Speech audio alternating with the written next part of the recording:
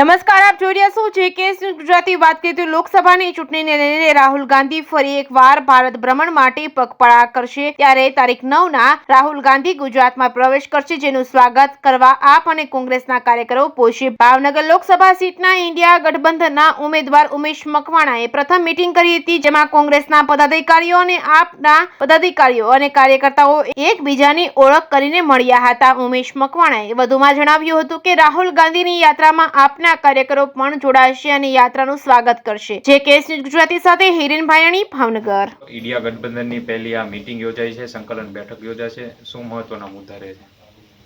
આજે ભાવનગર શહેર ખાતે અમારો ભાવનગર પૂર્વ વિધાનસભા અને પશ્ચિમ વિધાનસભાની આમ આદમી પાર્ટીના કાર્યકર્તાઓ અને કોંગ્રેસના કાર્યકર્તાઓ વચ્ચેની આજે સંકલન મીટિંગ છે. અમારા શહેર પ્રમુખ હિતેશભાઈ પંડ્યાના અધ્યક્ષસ્થાને અને રાજુભાઈ સોલંકીના અધ્યક્ષસ્થાને, અને જેમાં આજે પ્રથમ આ મીટિંગ શહેર ખાતે સર્કિટ હાઉસ ખાતે ગોઠવવામાં આવી છે. અને આવનારા સમયમાં જે ગુજરાતની અંદર માનનીય રાહુલજીની પદયાત્રા ગુજરાતની અંદર 9 તારીખ આવવા જઈ રહી છે, તેમાં આમ આદમી પાર્ટી પણ એમાં સહયોગ આપવાની છે. ખંભો ખંભો મિલાવી અને કોંગ્રેસને સપોર્ટ આ પદયાત્રામાં કરવા જઈ રહી છે. સાથે સાથ અમારે ભાવનગર શહેરના કોંગ્રેસના કાર્યકર્તાઓ પણ આ યાત્રામાં 500 જેટલા કાર્યકર્તાઓ જવાના છે યાત્રામાં. એની સાથે અમારી પાર્ટીના કાર્યકર્તાઓ પણ આ યાત્રામાં જવાના છે. અને એ અનુસંધાને આગામી કાર્યક્રમને લઈને આજે અમે ચર્ચા કરવાના છીએ. અને ખાસ કરીને પ્રથમ મીટિંગ છે એટલે બીજાના પરિચયો થઈ જાય.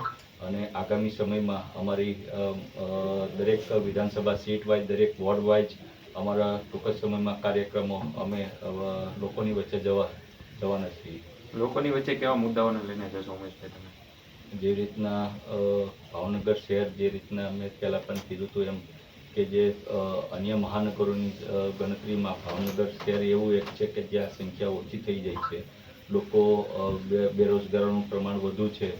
પ્રાથમિક સુવિધાઓ મહાનગરપાલિકા હોવા છતાં પણ આજે પણ પીવાના પાણીના પ્રશ્ન ઘણા બધા વિસ્તારોમાં છે. એટલે કે પાયાની સુવિધા જ ભાવનગરને નથી. જેવી રીતના ગાંધીનગરમાં, અમદાવાદ જોઈ લો, બરોડા જોઈ લો, રાજકોટ જોઈ લો, ત્યાં લોકોને રોજગાર મળી રહે છે. જ્યારે મારા ભાવનગરના યુવાનોને રોજગાર કમાવવા માટે અન્ય જિલ્લાઓમાં જવું પડે છે. અનેક આવા સળગતા વિષયો છે. એ વિષયોને લઈને અમે પબ્લિકની વચ્ચે જવાના છીએ. ઉમેશભાઈ, ખાસ કરીને કોંગ્રેસના બે દિગ્ગજ નેતાઓ, એટલા માટે કે વાત કરું છું, ઇન્ડિયા ગઠબંધન સાથે જોડાયેલી પાર્ટી છે કોંગ્રેસ, અને આપ પણ બે દિગ્ગજ નેતાઓએ આજે રાજીનામા આપ્યા છે, અમરીશ ડેર અને અર્જુનભાઈ મોઢવાડિયા. શું લાગે છે, લોકસભાની ચૂંટણી પૂર્વે આ બનાવો થયા? મેં કીધું એમાં લડાઈ જે છે એ લોકશાહી ટકાવી રાખવા માટેની આ એક લડાઈ અમે લડવા જઈ રહ્યા છીએ. ત્યારે ભારતીય જનતા પાર્ટીના આ મોદી સરકારે એના 10 વર્ષના શાસનમાં 9 જેટલી રાજ્ય સરકારો ગિરાઈ દીધી છે. મહારાષ્ટ્ર હોય, ગોવા હોય, તમે જોઈ લીજો. અને આ તો ગુજરાત છે. હવે ગુજરાતમાં મેં તમને કીધું એમ અનેક સાંસદો, અનેક ધારાસભ્યો, વિપક્ષના ધારાસભ્યોને આ લોકો ડરાવી ધમકાવી અને લોભ લાલચ આપી અને ભારતીય જનતા પાર્ટીમાં ટૂંકમાં સામેલ કરવા જઈ રહી છે. ખુદ નરેન્દ્રભાઈ મોદી સાહેબને કે ભારતીય જનતા પાર્ટીને મારી ગુજરાતની જનતા ઉપર ભરોસો નથી, એટલે આ વિપક્ષના ધારાસભ્યોને એ ભારતીય જનતા પાર્ટીમાં સમાવેશ કરવાનો પ્રયત્ન કરી રહી છે. જો મારી ગુજરાતની જનતા ઉપર મોદી સાહેબને વિશ્વાસ હોત તો કદાચ આ વિપક્ષના ધારાસભ્યોને એને લેવાની જરૂર ન હોત, કારણ કે 156 તો ગુજરાતની જનતાએ એમને આપ્યા છે. તેમ છતાં પણ તમે જોયું છે કે વિપક્ષના ધારાસભ્યોને કોંગ્રેસમાં સમાવેશ કરવાનો પ્રયત્ન થઈ રહ્યો છે. આજે તમે મોટાભાગના ગૃહમાં જોયું છે તો 60% ધારાસભ્યશ્રીઓ તો એવા છે જે કોંગ્રેસના મૂળ કલ્ચરમાંથી આવે છે. 65% તો મંત્રીઓ એવા છે કે જે મૂળ કોંગ્રેસમાંથી આવે છે. કુંવરજીભાઈ બાવળિયા સાહેબ હોય કે જવાહર ચાવડા સાહેબ હોય કે અનેક એવા નેતાઓ જે છે જે મૂળ કોંગ્રેસ છે. ટૂંકમાં હવે આજે તમે જુઓ તો ભાજપનું મૂળ છે, ભાજપ રહ્યું જ નથી. હવે મોટાભાગનું એ કોંગ્રેસના નેતાઓથી જ ભરાઈ ગયું છે. એટલે કે હવે મોદી સાહેબને ખુદને જીતવું હોય તો ગુજરાતની જનતા ઉપર ભરોસો નથી. એટલે આ ભારતીય જનતા પાર્ટી અત્યારે જે છે એ વિપક્ષના ધારાસભ્યોને ખરીદી કે ડરાવી ધમકાવી એમાં સામેલ કરવાનું આ ષડયંત્ર છે. જો વિકાસ કર્યો હોય, જો ગેરંટી હોય તો કદાચ આ વિપક્ષના ધારાસભ્યને એ ભારતીય જનતા પાર્ટીમાં સામેલ કરવાનું એને વિચાર્યું હોય. ઉમેશભાઈ, શું લાગે છે કે આ નેતાઓ જે કોંગ્રેસના જે ભાજપમાં જઈ રહ્યા છે, આને લઈને કોંગ્રેસ કે ઇન્ડિયા ગઠબંધનને કોઈ ફટકો પડશે? કશું પડવાનું નથી. કચરો સાફ થઈ ગયો છે. હાથની અંદર ઝાડુ આવી ગયો છે, કચરો સાફ થયો છે. બધો કચરો ગયો છે ભાજપમાં. આજે ભાજપના કાર્યકર્તા, મૂળ કાર્યકર્તાને પૂછજો, જે ખરેખર જનસંઘના હતા, જે RSSના હતા, જે ખાચું ભાજપ હતું, એ જોયું જ નથી. સાચું ભાજપ જ નથી. આજે ભાજપના જે મૂળ કાર્યકર્તાઓ એ ગાભુમારા થઈ ગયા, ગાભા મારે છે. કોંગ્રેસના કાર્યકર્તાઓ તમે જોયો કેબિનેટ મંત્રીઓ બની જાય છે, આવીને તરત ધારાસભ્યો બની જાય છે. મૂળ જે ભાજપના જે નેતાઓ હતા એ ખુરશીઓને ગાભા મારવાનું કામ કરી રહ્યા છે. ઉમેશભાઈ, આપ ભાવનગરનો પ્રચાર શરૂ કરી દીધો છે. શક્તિભાઈ આપના પ્રચારમાં આવશે કે કેમ? ચોક્કસ.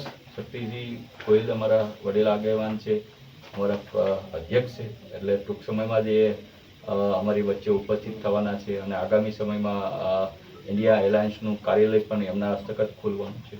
ઉમેશભાઈ, કયા મુદ્દાને લઈને આપ આમ આદમી પાર્ટીની જીત તરફ જઈ રહ્યા છો તેવું લાગે છે? એક જ મુદ્દો, ઈમાનદારી. જે રીતના અમારે અરવિંદ કેજરીવાલ સાહેબે ઈમાનદારીપૂર્વક દિલ્હીનો વિકાસ કર્યો છે, જે રીતના અમે પંજાબનો ઈમાનદારીપૂર્વક વિકાસ કર્યો છે, એ જ ઈમાનદારીપૂર્વક અમે ગુજરાતમાં પણ લડવા જઈ રહ્યા છીએ. ભ્રષ્ટાચાર નેસ્ત નાબૂદ કરવાના છે. તો ભાજપના કયા મુદ્દાઓ છે જે લોકો માટે બાકી છે હજી? મેં તમને કીધું એમ કે 27 વર્ષથી ભારતીય જનતા પાર્ટીનું ગુજરાતમાં શાસન છે, 10 વર્ષથી કેન્દ્રમાં મોદી સાહેબનું શાસન છે. તેમ છતાં પણ તમે જોયું છે કે ભારતમાં એક પણ એવો દિવસ નહીં ગયો હોય કે જ્યાં ભ્રષ્ટાચારના સમાચાર નહીં આવ્યા હોય. મોટા ભાગનું પોતાના માનીતા અદાણી, અંબાણીને બધું આપી દીધું. આજે તમે જોયું છે કે રોજ મીડિયાના મારફત અદાણી, અંબાણીના સમાચાર આવે છે. આજે તમે જોયું છે કે પ્રી વેડિંગ અંબાણીના પુત્રોનું થઈ રહ્યું છે જામનગર ખાતે. લાખો કરોડો રૂપિયાનો ખર્ચ કરવામાં આવે છે. બહારની ડાન્સરો બોલાવવામાં આવે છે, વિદેશની સિંગરો બોલાવવામાં આવે છે, કરોડો રૂપિયાના ખર્ચ કરવામાં આવે છે. આ કોના પૈસા છે? કેમ અદાણી અંબાણીના ઉદ્યોગપતિઓને આ બધું ઉદ્યોગપતિઓ પૈસાવાળા થાય છે? શું મારી ગુજરાતની જનતાને કેમ નથી? આ બધા ટેક્સના પૈસા કોના છે? આ ગુજરાતની જનતા ટેક્સ ભરે છે એટલે આ પૈસા અદાણી અંબાણીને જાય છે. એટલે